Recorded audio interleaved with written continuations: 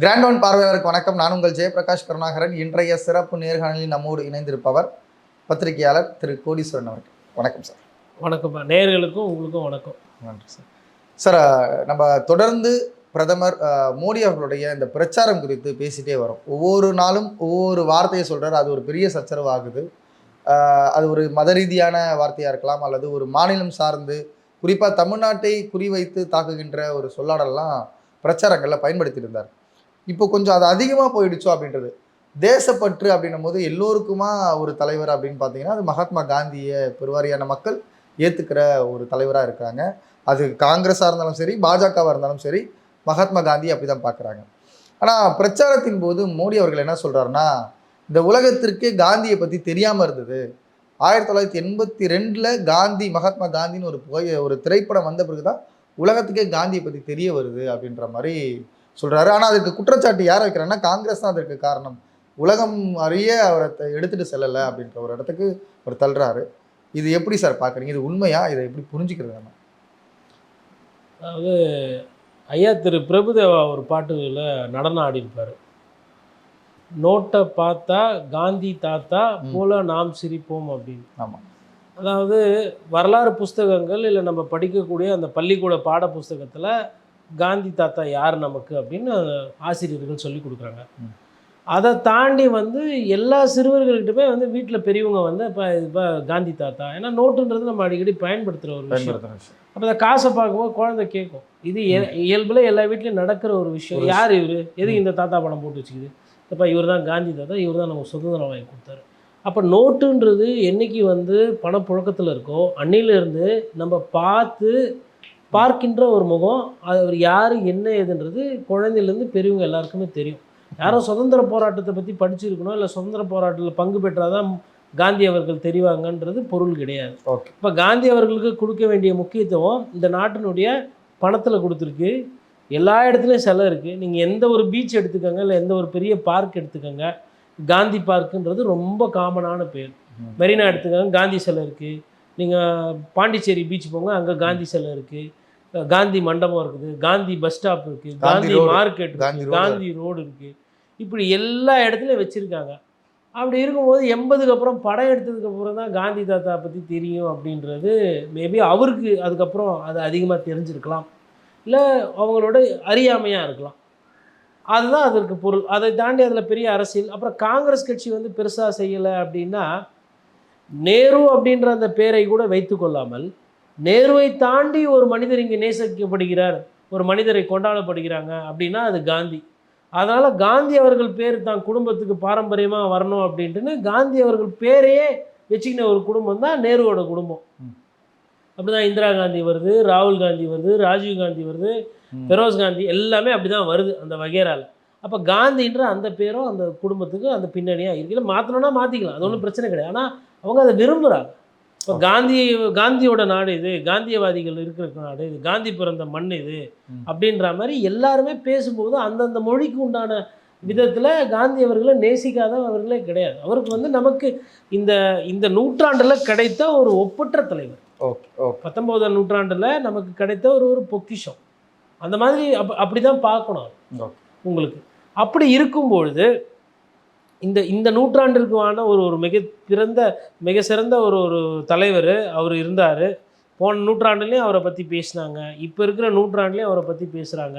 இதற்கு அடுத்து வரப்போல பல நூற்றாண்டுகளில் அவரோட சாதனை இருக்கும். அதாவது ஒடுக்கப்பட்ட மக்களுக்கு உண்டான ஒரு தலைவர், அகிம்சாவாதி, ஒரு நாட்டினுடைய சுதந்திரத்துக்கு விதை போட்டவர். அவரோட அந்த சித்தாந்த ரீதினாலேயும் ஒரு சில கொள்கைனாலேயும் தான் உயிர் சேதங்கள் தவிர்க்கப்பட்டு குறைக்கப்பட்டு வாங்கின சுதந்திரம் இது. இன்றைக்கி நம்ம சுதந்திரம் வாங்கிட்டோம், அதனால் நமக்கு இந்த பேச்சு உரிமை இருக்குது, மொழி உரிமை இருக்குது, நினச்ச சாமியை கும்பிட முடியுது, அடிமையாக இல்லை அப்படின்றது எல்லாத்துக்குமே விதை போட்ட ஒரு மனிதரை, ஒரு மிகப்பெரிய ஆளுமையை ஒருத்த படம் எடுத்ததுக்கப்புறம் தான் எல்லாருக்கும் தெரியும் அப்படின்னா எதுனா டைட்டானிக் கப்பல் படமா?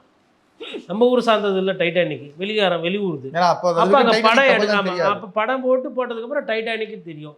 அதேமாதிரி லாஸ்ட் வேர்ல்டு படம் பார்த்துருப்பீங்க. நான் ஏன் இதை பட ரீதியாக சொல்கிறேன்னா, ஐயா படத்துலேருந்து ஆரம்பித்ததுனால நான் பட ரீதியாக சொல்கிறேன். எனக்கு எங்கள் தாத்தா காந்தியடிகளை படம் பார்த்து தான் சொல்லணும்னு கிடையாது. எங்கள் தாத்தா, சித்தப்பா, பெரியப்பா அதுலேருந்து ஆரம்பித்து எனக்கு தமிழ் சொல்லி கொடுத்த வாத்தியார்லேருந்து எனக்கு ஆங்கிலம் சொல்லி கொடுத்த வாத்தியார்கள், ஸ்கூலு, பள்ளிக்கூடம் எல்லாத்துலேயுமே காந்தி தாத்தாவை பற்றி எனக்கு சொல்லி கொடுத்துருக்குறாங்க. அப்படி தான் வளர்த்தாங்க. நான் நான் நான் ஏன் என்னை பற்றி சொல்கிறேன்னா, நான் என்பது நான் வேற இல்லை, நான் ஒரு இந்தியன். ஒவ்வொரு இந்தியனுக்கும் இந்த நிகழ்வு என்பது நடக்கும். ஒவ்வொரு இந்தியனும் பணத்தை தொட்டு பார்க்கும்போது அந்த காந்தி தாத்தா புகைப்படம் இருக்குது. அவர் வந்து நம்மளோட ஒன்றிணைந்தார். அவர் பிரிக்கவோ அல்ல அதை வந்து தள்ளி போக முடியாது. அப்படி இருக்கும்போது உன் தாத்தா வந்து ஒரு படத்தை எடுத்ததுனால தான் உன் தாத்தா வந்து பெருமை பெருசாக இருக்குது, அதுக்கப்புறம் தான் எல்லாருக்குமே தெரியும்னா இது எப்படி புரியுது? ஓகே. அவரை வந்து நம்ம தேசப்பிதான்றோம். இந்த தேசத்துக்கே அவர் தான் மூத்த பிதா. அப்போ நமக்கு வந்து முன்னோர் அந்த முறையில். அப்படி இருக்கிற ஒரு நபரை போய் ஒரு படம் எடுத்ததுக்கு பிறகு தான் எல்லாருக்கும் தெரிய வந்தது, எல்லாரும் அதுக்கப்புறம் தான் பேச பண்ணுறாங்க அப்படின்றது அது ஒரு அறியாமையில் அவர் பேசியிருக்காரு. இது உலரெல்லாம் பார்க்குறதா இல்லை கான்ஷியஸாக இது நடக்குதுன்னு நினைக்கலாம்? இல்லை, ஒரு தடுமாற்றத்திற்கு ஒரு நீட்சி. அதாவது நம்ம ஒரு காரியம் செய்கிறோம், ஒரு வினையை ஆட்டுறோம்னா அது எதிர்வினை என்ன? நியூட்டன் 3ஆம் விதியை பற்றி கொஞ்சம் கூட சிந்திக்காமல் பண்ணுறது. Every action will have an equal and opposite reaction. நீங்கள் காந்தி தாத்தா வந்து ஒரு படம் எடுத்ததுக்கு பிறகு தான் ஊரெல்லாம் தெரியும்னா, அவர் பிரபலன்றதுனால தான் படம் எடுத்தாங்க. எவ்வளோ பேர் காந்தியின் பேர் வச்சுருப்பாங்க, எல்லாரை பற்றியுமா படம் எடுத்தாங்க? மகாத்மா காந்திக்கு தான் படம் அங்கே. ராகுல் காந்தி வச்சு இது வரலாம் எதனா படம் எடுத்துருக்குறாங்களா? ஃபெரோஸ் காந்திக்கு படம் இருக்குதா? எவ்வளோ காந்தி பிறந்தாங்க போனாங்க, அதெல்லாம் இல்லை. மகாத்மான்ற அவருக்கு அந்த சிறப்பு. அவரை புகம்பிடித்து காட்டுறதுனால அந்த படக்குழுவினருக்கு அந்த படம் போயிருக்கும். அதனால் அவங்களுக்கு ஒரு விளம்பரம், அவங்களுக்கு ஒரு ஆதாரமே தான் தவிர்த்து படம் எடுத்ததுனால காந்தி தாத்தாக்கு பெருமை கிடையாது. இப்போ லாஸ்ட் வேர்ல்டு படம் எடுத்தாங்க, ஜுராசிக் பார்க்கு, அது சிறந்து போச்சு அந்த மிருகம். அப்போ இப்படி ஒரு மிருகம் இருந்ததுன்னா அதை இன்றைக்கி இருக்க தலைமுறைக்கு காட்டணுன்றதுக்கு படம் எடுத்தாங்க. அதை பார்த்து இன்றைக்கி தலைமுறை அதை புரிஞ்சிக்கினாங்கன்னா அதை என்னால் புரிஞ்சிக்க முடியுது. என்னோட உணர்வுலையும் உயிரோட்டத்திலையும் சிந்தனையிலையும் உணர்ச்சியிலையும் இந்தியன்ற அந்த தொப்புள்கொடை உறவில் ஒன்றி நிற்கிற ஒரு மகான ஒரு அகிம்சாவாதி அவரை வந்து படத்தை பார்த்து தான் சொல்லிக் கொடுக்கணுன்றது கிடையாது. குழந்தையிலேயே வந்து அதை சொல்லி கொடுத்து வளர்க்குறாங்க. நம்ம கல்வி பாடத்திட்டம் அப்படி இருக்குது. காந்தியடிகளை பற்றி இல்லாத எங்கன்னா பாடம் இருக்கா? காந்தியடிகளை பற்றி கேள்வி கேட்காத விடைத்தாள் எதுனா இருக்கா? வினா இருக்கா? எல்லாத்துலேயுமே இருக்குது. நீங்கள் படிக்கிற சிலபஸில் இருக்குது, நீங்கள் பயன்படுத்துகிற நோட்டில் இருக்குது. நீங்கள் மார்க்கெட்டுக்கு போனாங்க ஒரு காந்தி மார்க்கெட் இருக்குது, பஸ் ஸ்டாண்டு போனாங்க ஒரு காந்தி பஸ் ஸ்டாண்டு இருக்குது, பார்க்கு போனாங்க ஒரு காந்தி பார்க் இருக்குது, பீச்சுக்கு போனால் காந்தி தாத்தா சிலை இருக்குது. எல்லா இடத்துலையும் நாங்கள் வச்சுருக்கிறோமே தேசப்பிதாவை. அப்புறம் எப்படி எதுக்கு படம் தேவை? அந்த படம் இருந்தாலும் இல்லைனாலும் அவரை பற்றி எங்களுக்கு தெரியும், அடுத்து வர சந்ததியினருக்கும் தெரியும். இப்போ எங்கள் வீட்டிலலாம் யாரும், எங்கள் குழந்தைங்கள்லாம் யாரும் காந்தி தாத்தா படம் பார்க்கல அந்த படம். ஆனால் யாரை கூப்பிட்டு கேளுங்க, என்ன சிறுவண்டிலேருந்து சில்லறையிலேருந்து பெருசு வரை எது கூப்பிட்டாலும் தெரியும். என்ன தெரியுமா கேட்பாங்க? இவர் தெரியாதா ஐயா அப்படின்பாங்க, சிரிச்சுட்டு போயிடுவாங்க. காந்தி தாத்தா தெரியாதா அப்படின்னு கேட்பாங்க. இதுதான் இயல்பான மது. தெலுங்குல கேட்டிங்கன்னா அதே தெலுங்குல பதில் வரும், மலையாளத்தில் கேட்டால் அதே மலையாளத்தில் வரும். எந்த குழந்தைய கூப்பிட்டு கேட்டால் காந்தி தாத்தா தெரியாதா ஐயோ அப்படின்னும். இதுதான் அதற்கு பதில். இப்போது ராகுல் காந்தி இதுக்கு ஒரு கவுண்டர் வைக்கிறாரு. குறிப்பாக ஆர்எஸ்எஸ்ல இருந்தவங்களுக்கு காந்தியை பற்றி தெரிஞ்சிருக்க வாய்ப்பு இல்லை, அதனால் ஆர்எஸ்எஸ்லேருந்து வந்த பிரதமர் மோடிக்கும் அதுதான் அப்படின்ற ஒரு நிலைமை சொல்கிறார். அதை அப்படி தான் பார்க்கலாமா? அவர் வந்துங்க இதெல்லாம் சீரியஸாக எடுத்து பதிலே சொல்லியிருக்க தேவையில்லை என்னை பொறுத்தவரை ராகுல் காந்தி அவர்கள். இது வந்து என்ன குட்டி பசங்களை ஒரு 50 குட்டி பசங்களை போட்டு காந்தி தாத்தா பற்றி தெரிஞ்சதை சொல்லுங்கள் அப்படின்னு சொல்லிட்டு ஒரு வீடியோ போட்டு காங்கிரஸ் கட்சி வலைதளையில் வேறு யாரோ ஒருத்தர் பதிவு போட்டு போயிட்டு இருக்கலாம். ஒரு ஃபன்னாக. ஆமாம், அவங்களுக்கு இவங்க குழந்தை பதில் சொல்லணும். இந்த நாட்டினுடைய திருநாட்டினுடைய பொக்கிஷம் தாத்தா காந்தி. காந்தி தெரியாத எப்படி இருக்க முடியும்? யார் இருக்க முடியும்? அதற்கு அதுதான் பதில். இவருக்கு நிறைய வேலை இருக்கும். ஜூன் 4 ஓட்டு எண்ணணும், அதுக்கப்புறம் இந்திய கூட்டணி மீட்டிங் இருக்குது, எவ்வளோ 1008 பிரச்சனை இருக்குது, வேலை வாய்ப்பு இல்லை, வரி சுமை அதிகமாக இருக்குது, பொருளாதாரம் மேலே போயிருக்கா கீழே போயிருக்குதா, ஒருவேளை காங்கிரஸ் கட்சி கூட்டணி அமைக்குதுன்னா அப்போ என்னென்ன பண்ணணும், அதெல்லாம் தான் சிந்தனை இருக்கணும். அவர் தான் ஏதோ சொல்லிட்டு போகிறாரு, அவருக்கெல்லாம் போய் ஒவ்வொன்றுக்கும் கவுண்டர் கொடுக்கணும்னு கிடையாது. ஒரு சில பந்து வந்து வெல் லெஃப்ட் பந்தை விட்டுருணும், நீங்கள் அதை தொடவே கூடாது. அந்த மாதிரி இக்னோர் பண்ண வேண்டிய ஒரு விமர்சனம் தான் இது. விமர்சனம் இல்லை, இக்னோர் பண்ண வேண்டிய ஒரு விடயம் தான் இது. இதில் எந்த முகாந்திரமோ இதில் எந்த ஒரு எவிடன்ஸோ எதுவுமே இல்லையே. இதுக்கு அவ்வளோ முக்கியத்துவம் கொடுக்க வேண்டாம். பர்ஸை எடுத்து பார்த்தா நோட்டுக்குது, நோட்டு உள்ள காந்தி தாத்தா பணம் இருக்குது. எல்லாம் அந்த பணத்துக்கு தானே பணமாக சுற்றுறான். நாயா பேயா வேர்வையை சிந்தி உழைக்கிறது எதுக்கு? அந்த பணம், அந்த பணத்தில் இருக்குது தாத்தா பணம். அப்புறம் இதுக்கு மேலே என்ன வேணும்? இதுக்கு மேலே வேறு என்ன செய்ய முடியும்? பணமா படமா அப்படின்னு பார்த்தா பணம் தான். அவங்களே படக்குழுவினர் பணம் சம்பாதிக்கிறது அந்த படம் எடுத்திருப்பாங்க. அதனால் ராகுல் காந்தி அவர்கள் அதை கடந்து போயிருக்கணும். ஓகே, சரிங்க சார். இப்போது இதற்கு முன்பாக முன்னாள் பிரதமர் மன்மோகன் சிங் கூட ஒரு சில வார்த்தைகள் சொல்லியிருந்தார். பிரதமருடைய இந்த மாதிரியான அவதூறான பேச்சுக்கள் எல்லாமே பிரதமர் பதவிக்கு ஒரு இழுக்கானது, அது பிரதமர் அலுவலகத்துக்கு ஒரு இழுக்க ஏற்படுத்தி விடுது அப்படின்ற சொல்கிறாரு. இது நம்ம இப்படி பார்க்கலாமா சார் பிரதமருடைய பிரச்சாரங்களெல்லாம்? வழக்கமாக ஐயா மன்மோகன் சிங் அவர்கள் அவர் காங்கிரஸ் காலத்தில் இருந்தப்போ பிரதமராக இருந்தப்போ அவரும் கொஞ்சம் மௌனியாக தான் இருந்தார். இந்த கோல்கேட் ஸ்கேம் ஆகட்டும், அப்புறம் காமன்வெல்த் கேம்ஸ் அப்போ அவரே பெருசாலாம் வாயை திறக்கலை. பட் இவரோட ஒப்பிடும்போது, பிரதமர் மோடி அவரோட ஒப்பிடும்போது, அவர் பத்திரிகையாளரை சந்திப்பார். அவர் அந்த தனி விமானத்துலலாம் போகும்போது ஒரு சில மூத்த பத்திரிகையாளர்கள்லாம் கூட கூப்பிட்டு சொல்வார். ஒரு சில கேள்விகள் கேட்டால் பதில் வரும். எப்போனாச்சும் வாயை திறப்பார் அவர். அமாவாசைக்கு, ஆடிக்கு, 6 மாதத்துக்கு ஒருக்கா, 3 காசுக்கு ஒரு. இவர் வாயே திறக்கக்கூடாது, மௌன விரதம் ஒண்டி தான் நான் பண்ணுவேன்னு தீர்க்கமாக இருக்கிறவர்.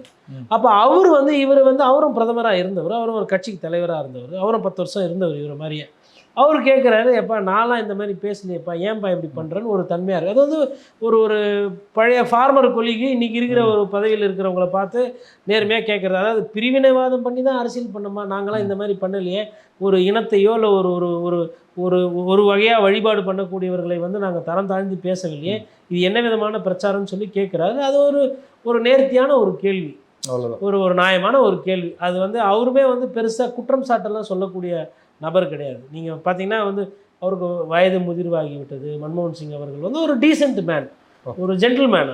அவர் வந்து ஒரு ஒரு தரம் தாழ்ந்த விமர்சனம் பண்ணக்கூடிய தன்மையோ இல்லை அரசியல் பண்ணக்கூடிய நபரோ அல்ல. அதனால் அவர் கடைசியாக அவருக்கு மனசு கேட்கல. அந்த போராத காலத்தில் அவர் ஒரு கேள்வி கேட்குறாரு, எப்போ பிரதமர் பிரைம் மினிஸ்டர், ஏன்னா as a former prime minister அது வந்து ஒரு ஒரு ஒரு கோரிக்கையாகவோ இல்லை ஒரு ஒரு ஒரு அட்வைஸாக கூட அதை பார்க்கலாம். அந்த வகையில் வந்து அவர் இன்றைக்கி இருக்கக்கூடிய பிரதமருக்கு ஒரு ஒரு சிந்தனையை சொல்லியிருக்கிறார். சரிங்க சார். இப்போது இறுதிக்கட்ட பிரச்சாரம் முடிஞ்சிருச்சு. நாளைக்கு 1ஆம் தேதி தேர்தல் வாக்கு இறுதி வாக்காக செலுத்த போகிறாங்க. அதில் குறிப்பாக பிரதமருடைய தொகுதியான வாரணாசிக்கும் அந்த அந்த நேரத்தில் தான் வாக்கு செலுத்த போகிறாங்க. அந்த இடத்துல போய் ஃபோக்கஸ் பண்ணாமல் இல்லை அங்கே எப்படி வாக்கு செலுத்துகிறாங்கன்றதை பார்க்காம பிரதமர் வந்து ஒரு தியானத்தில் அமரணும் அப்படின்ற ஒரு திட்டமிடல் செய்கிறாரு. இது வந்து எதிர்க்கட்சியிலேருந்து என்ன சொல்கிறாங்கன்னா, தேர்தல் நேரத்தில் இந்த மாதிரியான விஷயங்கள் பண்ணுறது ஒரு அட்டென்ஷனை க்ரியேட் பண்ணும், பிரதமரை தான் பேச்சு பொருளாக ஆக்கும், அதுவே கிட்டத்தட்ட ஒரு பிரச்சாரம் தான், பிரச்சாரம்ன்றது முடிந்த பிறகும் பண்ணுறது தேர்தல் விதிமுறைகளுக்கு மீறல் அப்படின்றது எதிர்க்கட்சியின் வாதமாக இருக்குது. ஆனால் ஆளும் தரப்பில் அல்லது பாஜக தரப்பில் இருந்து என்ன சொல்கிறாங்கன்னா, 2019 அவர் இந்த மாதிரி இருந்தார், 2014 இருந்திருக்காரு, அதனால் அவருடைய இந்த தியானம் என்பது அது பெருசான ஒரு விஷயங்களாக இல்லை அப்படின்றவர் கடந்து போகிறாங்க. இதை நீங்கள் அப்படி தான் பார்க்குறீங்களா? நீங்கள் கேட்ட அந்த ஒரு கேள்வியில் வந்து ஒரு 3 விஷயம் வந்து அமைஞ்சிருக்கு. முதல்ல வந்து வாரணாசி. எந்த ஒரு வேட்பாளருமே அவங்களோட தொகுதியை தான் சுற்றி சுற்றி வருவாங்க. அந்த தொகுதியில் இவர் வந்து வாரணாசியில் இருந்து வாரணாசியில் அந்த கேம்பெயின் முடிந்த உடனே புறப்பட்டு கன்னியாகுமரி வந்துட்டார். என்னங்கன்னா வாரணாசியில் அவரோட வெற்றி வாய்ப்பு என்பது 100 விகிதாச்சாரம் இல்லை 200 விகிதாச்சாரம் முடிந்தது. அவர் தான் ஜெயிக்க போகிறார். அதில் எந்த விதமான மாற்று கருத்தும் கிடையாது. அதிக பெரும்பான்மையான வாக்குகளை ஜெயிப்பார். அவர் ரெக்கார்டு கூட உருவாக்கலாம் வாரணாசியில், அதிலெல்லாம் மாற்று கருத்து இல்லை. அது அவருக்குமே தெரியும்.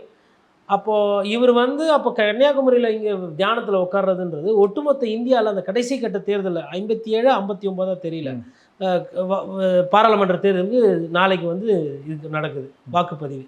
அப்போது அந்த கடைசி லெக்கில் எவ்வளோ பிரச்சாரம் பண்ண முடியும், எவ்வளோ ஈர்க்க முடியும்? மக்கள் வந்து வீட்டுக்கு தான் போய் ஓட்டு கேட்கக்கூடாது, ஆனால் ஊடக வழியிலையோ, டிவி வழியிலையோ, செல்ஃபோன் வழியிலையோ, புகைப்பட வழியிலையோ இல்லை செய்தித்தாள் வழியாக ஓட்டு கேட்கலாம். எப்படி கேட்கலாம்? மௌன விரதமாக கூட கேட்கலாம். அது என்ன பொருள் அப்படின்னா, எப்படி புரிஞ்சுக்கணுன்னா, பொதுவாக இந்த மாதிரி அந்த பிரச்சாரம் என்பது முடிந்ததுக்கு பிறகு நீங்கள் போய் டைரெக்டாக பண்ண முடியாது. ஆனால் உங்கள் வீட்டு செய்தித்தாளில் இல்லை உங்கள் வீட்டுக்கு வர தொலைக்காட்சியில் வந்து என்ன வரும்னா, இவரோட புகைப்படம் வரும். இப்படி அமைதியாக உட்காந்துக்கிட்டு இப்படி என்ற மாதிரி, இப்படி கும்பிடுற மாதிரி, லைட் எஃபெக்ட்டு, சைடு எஃபெக்ட்டு, அப்புறம் விபூதி பட்டையெல்லாம் போட்டுக்கிட்டு அப்புறம் அந்த புகைலாம் போகிற மாதிரி லைட்டிங்லாம் பாருங்கள், சூப்பராக பண்ணியிருக்காங்க, அருமையாக. அதெல்லாம் நம்ம எந்த விதமான குறையுமே சொல்லக்கூடாது. அந்த ஒரு ஒரு விஸ்காம் படித்தவங்களுக்கு, ஃபோட்டோகிராஃபி படித்தவங்களுக்கு, இல்லை சினிமாட்டோகிராஃபி படித்தவங்களுக்கு, ஃபிலிம் டெக்னாலஜி படிக்கிறவங்கலாம் கண்டிப்பாக அதை வந்து 2 கைகள் கூட்டி அருமையாக படம் எடுத்துருக்கீங்க அப்படின்னு பாராட்டுவாங்க. அதை முதல்ல நம்ம பாராட்ட பதிவு பண்ணிடணும் ஃபஸ்ட்டு. அதேமாதிரி இயற்கை ரீதியாக ஒரு இயற்கையை வந்து வில்லியம் வேர்ட்ஸ்வர்த் சொல்வார், அந்த மாதிரி இந்த இயற்கை ஆர்வலர்கள் அந்த கவிஞர்கள்லாம் என்ன பண்ணுவாங்கன்னா தனிமையில் உட்காந்து போய் எழுதுவாங்க, இல்லை தியானம் பண்ணுவாங்க. அந்த மாதிரி அவர் வந்து பண்ணுறார். பாராட்டுக்குரிய விஷயம்.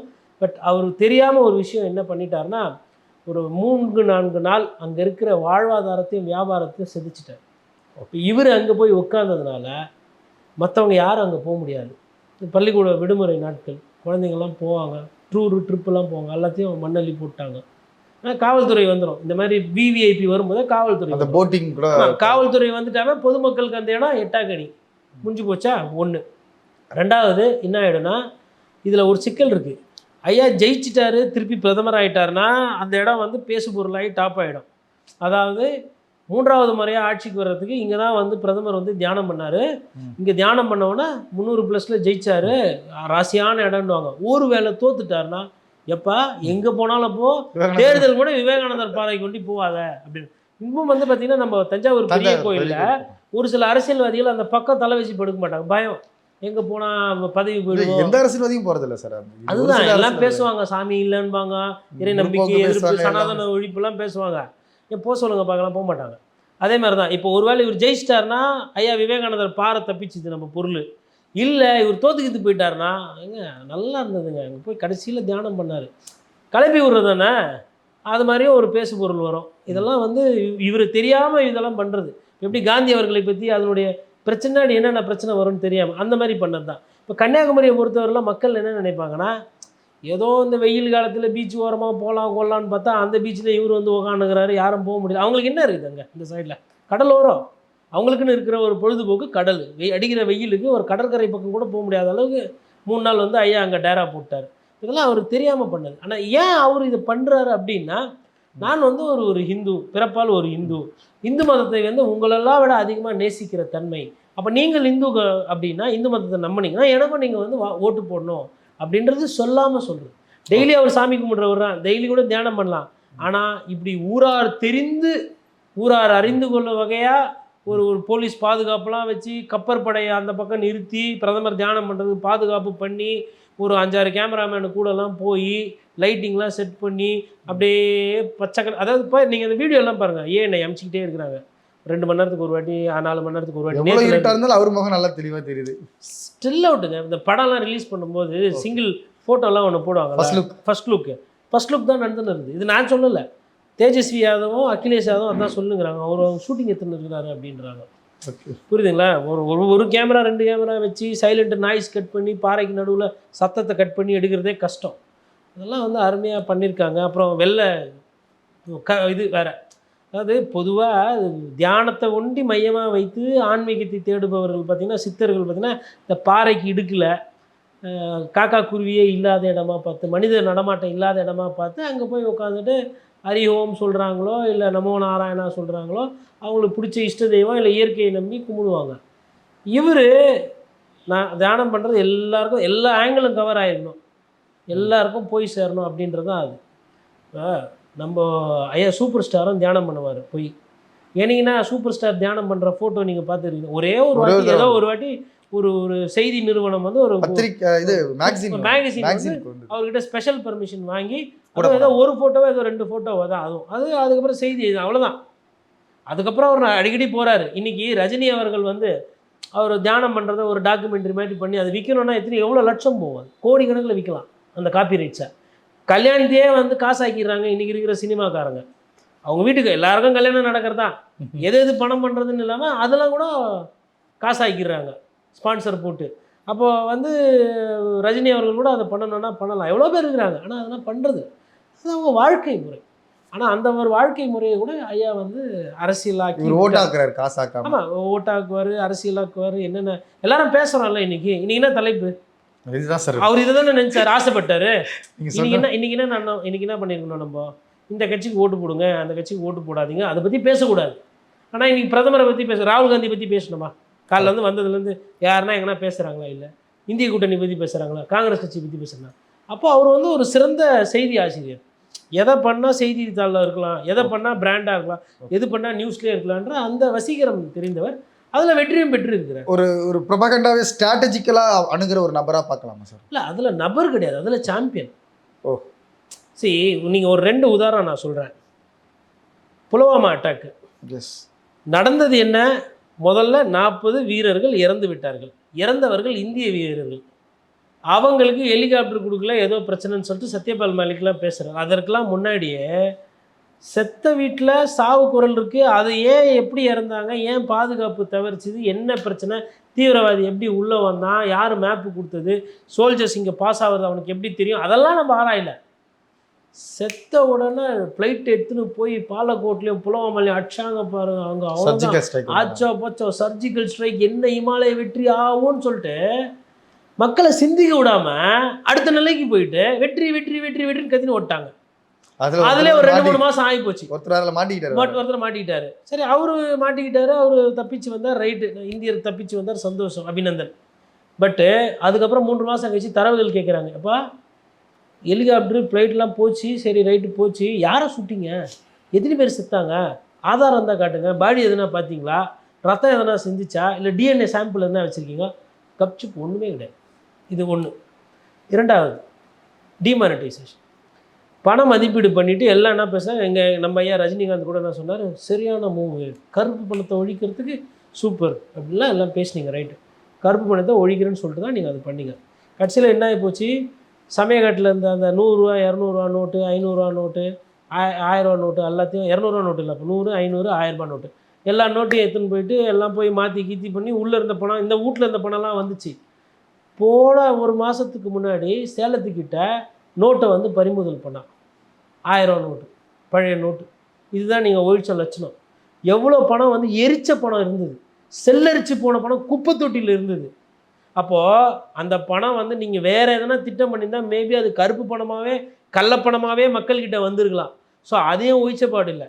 கட்சியில் என்ன பண்ணீங்க, ஜனங்களை ஏடிஎம் முன்னாடி 200 பேர் 400 பேராக நிற்க வச்சு ராப்பகலாம் அந்த குடும்பத் தலைவன் போய் கஷ்டப்பட்டு ஒருத்தர் சண்டை, ஒருத்தர் அங்கே பிரச்சனை, நோட்டு நமக்கு கிடைக்குமா கிடைக்காதா, அவன் நோட்டு அவன் உழைப்பு, அதை எடுத்து செலவு பண்ண முடியாத மாதிரி ஒரு சூழ்நிலைக்கு தள்ளப்பட்டீங்க.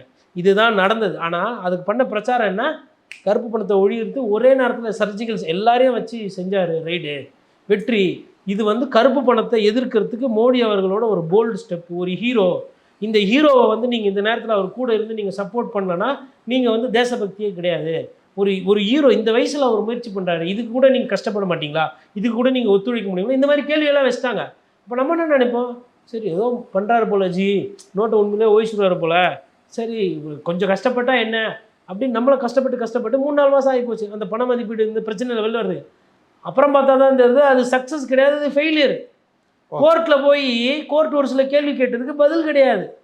கருப்பு பணம் எவ்வளோ பிடிச்சிங்க, எவ்வளோ பணம் வெள்ளையாச்சு, கணக்கு கேட்டால் இன்னி வரல அந்த கணக்கு வந்து ஒரு வெள்ளை அறிக்கையோ ஒரு ஆய்வறிக்கையோ வரல. அப்போ பாதிக்கப்பட்ட மக்கள் உண்மை. பணக்காரங்கள்லாம் யாரும் கஷ்டப்படலை. பணக்காரங்க யாருன்னா வந்து ஏடிஎம்மில் வெளியில் நின்று பார்த்தீங்களா நீங்கள், பிரச்சனையே கிடையாது. அவங்க ஆன்லைனில் பே பண்ணியிருப்பாங்க, இல்லை கார்டு தேய்ச்சிட்டு போயிருப்பாங்க. இந்த நோட்டு 5-10 எடுத்து பர்ஸில் வச்சு நோட்டை விற்று பண்ணாமல் அவங்களுக்கு தான் பிரச்சனை. இதையுமே வந்து அவங்க சக்ஸஸ்ஃபுல்லாக பிரச்சாரம் பண்ணாங்க. அதுவும் மிடில் கிளாஸ் தான் அதிகமாக நம்பி ஓட்டு போட்டது மோடி அவர்களை. அந்த மிடில் கிளாஸையே பண மதிப்பீடு உடம்புக்கு நல்லது, பர்ஸுக்கு நல்லது, வாழ்க்கைக்கு நல்லது, தேசம் சுத்தமாகி விடுகிறது, அதாகி விடுகிறது.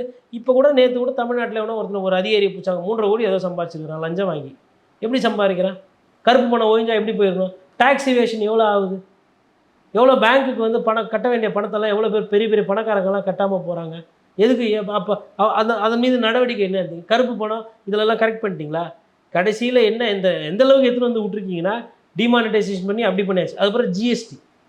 இதே காந்தி தாத்தா வெள்ளைக்காரன் வந்து உப்புக்கு வரி போட்டதுக்கே போராட்டம் பண்ணார் நம்ம தாத்தா.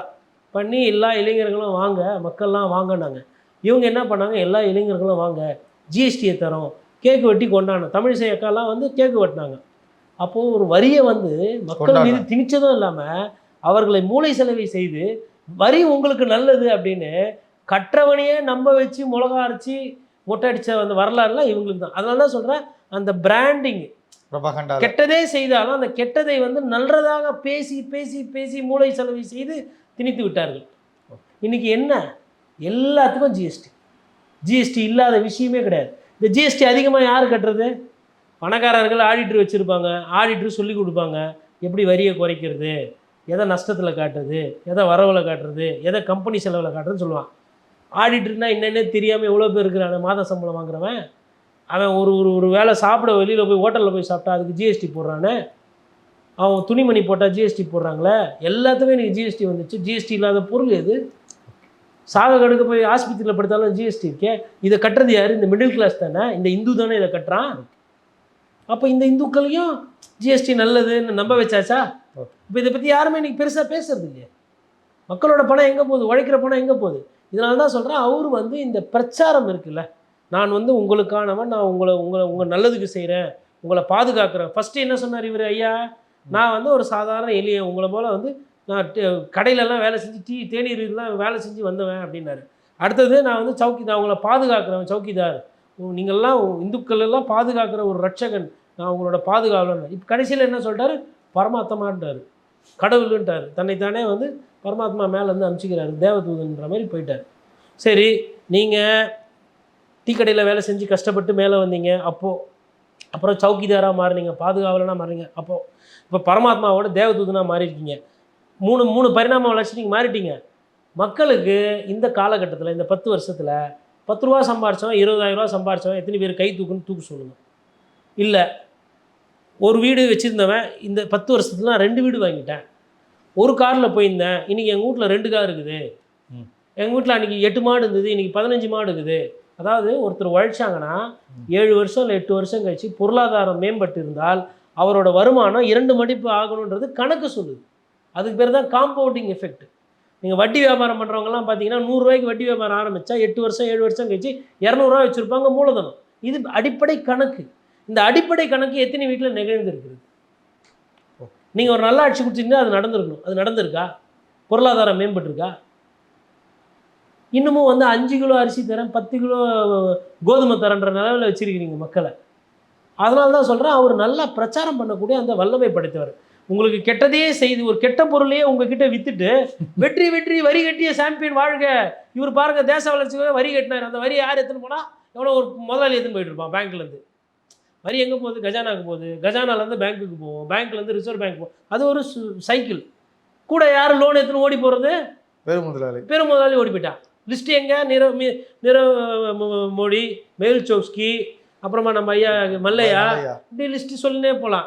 வரியை கட்டுற சாம்பியன் எங்கே இருக்கான்? தேச வளர்ச்சிக்கு நான் வரி கட்டிக்கிறேன். உங்கள் குடும்பம் என்ன ஆகுது? அது தெரியாது. 2% 2 மடங்கு பணம் வந்துச்சா தெரியும். சரி, உங்கள் பையன் படித்த உடனே வேலை வாய்ப்பு இருக்கா? அது தெரியாது. இதெல்லாம் தெரியாது. அதனால தான் சொல்கிறேன், இதெல்லாம் மக்களுக்கு தேவையான விஷயங்கள்லாம் பேசாமல் இந்துக்களே இஸ்லாமியர்கள் வந்து உங்களை பண்ணிவிடுவாங்க, அப்புறமா வந்து பாருங்கள் அவங்க வந்து உங்கள் மாடை ஓட்டின்னு போயிடுவாங்க, உங்கள் தாலியை வந்துட்டு அவங்க பறிச்சிடுவாங்க, அவங்க தாலியை பறிக்கிறதுக்கிட்டோம், என் சோத்தில் வந்து நீ வரி போட்டிருக்கீங்க, ஒன்று என்ன பண்ணுறது? எனக்கு 10 ரூபாய் இருக்குது, அந்த 10 ரூபாய்க்கு நான் வந்து ஒரு பொருள் வாங்கி சாப்பிட்றேன், அதில் வந்து நான் வந்து அந்த 10 ரூபாய்க்கு பொருள் வாங்கி சாப்பிடும்போது அதோட டேக்ஸ் போடும்போது அது 12 ரூபா ஆகுது. அந்த 2 ரூபாய் என்கிட்டேருந்து எடுக்காமல் இருந்தால், இல்லை அந்த 1 ரூபாய் என்கிட்டேருந்து எடுக்காமல் இருந்தால் நான் இன்னும் கொஞ்சம் சாப்பாடு சாப்பிடுவேன்ல. முஸ்லீம்ஸு மாடு ஓட்டிங் போயிடுவான், மங்களசூத்திரம் எடுத்துன்னு, அது இருக்கட்டும். அப்புறம் காங்கிரஸ் வந்தால் இப்போ நீங்கள் பண்ணியிருக்கீங்களே, என் வயிற்றில் அடிச்சிருக்கீங்களே, என் வாழ்வாதாரத்தை அடிச்சிருக்கீங்களே, இதுக்கு என்ன பதில்? இதற்கு என்னப்பா இது இதை பற்றி பேசுறது கிடையாது.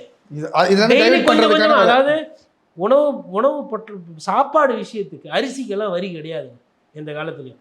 ஏன்னா சாப்பிட்ற பொருளுக்கு போய் வரி போடுறியா, இது ரொம்ப மலிவாக இருக்கே அப்படின்ற மாதிரி ஒரு புரிதல் இருந்ததுங்க. அதை வந்து இவர் வரி போட்டார். அதை காங்கிரஸ் கட்சியோ மற்றவர்களுக்காக சரியாக பண்ணலை, பேசுகிறேன். பயம் ஆட்டம். ஏன்னா ஊழல் கேஸ்லாம் இருக்குது நிறைய பேர். இப்போ இன்றைக்கி பேசுகிறாங்க. இப்போ இந்திய கூட்டணிலாம் வந்தோடனே நீங்கள் பிரச்சாரத்தை எப்போ ஆரம்பிச்சிடணும்? 2 வருஷத்துக்கு முன்னாடி ஆரம்பிச்சிருக்கணும்ல காங்கிரஸ் கட்சி. ராகுல் காந்தி ஒண்டி தான் பாரத் ஜோடோ யாத்திரை அங்கேயும் இங்கேயும் மேலே கீழே நடந்துருந்தார். அதுக்கப்புறம் முதலமைச்சராக வந்ததுக்கப்புறம் சித்தராமையா, ரேவந்த் ரெட்டி ஆட்சி வந்து ஒரு பிரச்சாரம் என்பது ஒரு 2 வருஷத்துக்கு முன்னாடியே தீர்க்கமாக பண்ணியிருக்கணும்ல, பண்ணலையே காங்கிரஸ் கட்சிக்காரர்களும் யாருமே. இந்த மாதிரி இவங்க பண்ணாத நேரம் அவரோட பிரச்சாரத்தை நல்லா பண்ணினார். காசி விஸ்வநாதர்கிட்ட போய் உட்காந்துக்குவார், அப்புறம் துவாரகா கடல் உள்ள போயிட்டு மயில் ரேகை வைப்பார். பார்க்கும்போது அப்பா என்னமா இந்து பக்தி காட்டுறாரு, என்னமா இந்து மதத்தை வழிபடுறாரு, அதெல்லாம் பூசாரி சாமியார் பண்ணுற வேலை. பிரதமர் ஆகிறதுக்கு முன்னாடி இவர் இதெல்லாம் தேர்தல் அறிக்கையில் சொன்னாரா, நான் ஆட்சிக்கு வந்தால் ராமர் கோயில் கட்டுவேன்னு சொன்னாங்க, அது கரெக்டாக சொன்னபடி செஞ்சுட்டாங்க, அது பாராட்டு. கிருஷ்ணன் கோயில் கட்டுவேன், துவாரகாவை வந்து மீட்டெடுப்பேன், அதுக்கப்புறமா வந்து வேறு எதுனா ஒன்று பண்ணுவேன், இதெல்லாம் இருந்ததா? நான் வந்து விவேகானந்தர் பாறையில் இருந்து தொடர்ந்து 45 மணி நேரம் தியானம் பண்ணுவேன், இதெல்லாம் தேர்தல் வாக்குறுதியில் இருந்ததா? அப்போ பண்ணக்கூடிய செயல்லாம் இது, சொன்னதெல்லாம் அது எதுவுமே செய்யலை. இதெல்லாம் இவ்வளோ மைனஸ் பண்ணியும் இன்னும் பாப்புலராக இருக்காரு பாருங்க, அதை உண்மையில பாராட்டும். ஸோ அந்த இடத்துல தான் அவர் வந்து ஒரு propaganda champion. Propaganda champion. 52 inch, அதுக்கேற்ற லைட்டிங், அதுக்கேற்ற ட்ரெஸ்ஸு, 3 ட்ரெஸ்ஸு வேறு யாருன்னா போட்டிருந்தா என்ன தெரியுமா சொல்லியிருப்பாங்க? நாடு வந்து இங்கே வந்து காசு இல்லாமல் அவன் கஷ்டப்பட்டுக்கிறான், குடிக்க தண்ணி கிடையாது, 5 கிலோமீட்டர் 8 கிலோமீட்டர் போய் பெண்மணிகள்லாம் தொடர்ந்து தண்ணி வராங்க, விவசாயம் பண்ண தண்ணி கிடையாது, கரண்ட் அடிக்கடி கட் ஆகுது, நாயை பிடிக்கிறதுக்கு மாநகராட்சி எதுவும் சரியாக வேலை செய்யலை, இவ்வளோ இருக்குது. பிரதமர் ஒரு நாளைக்கு 3 வேலை ட்ரெஸ்ஸு போடுறாரு, அதை வந்து டைவர்ட் பண்ணுற வேலையை அவர் கரெக்டாக சூப்பராக பண்ணுவார். சரி, ரொம்ப நன்றி சார். மிக தெளிவான பார்வை முன்வைத்தீங்க. உங்கள் நேரத்துக்கும் கருத்துக்கும் நன்றி சார். நன்றி.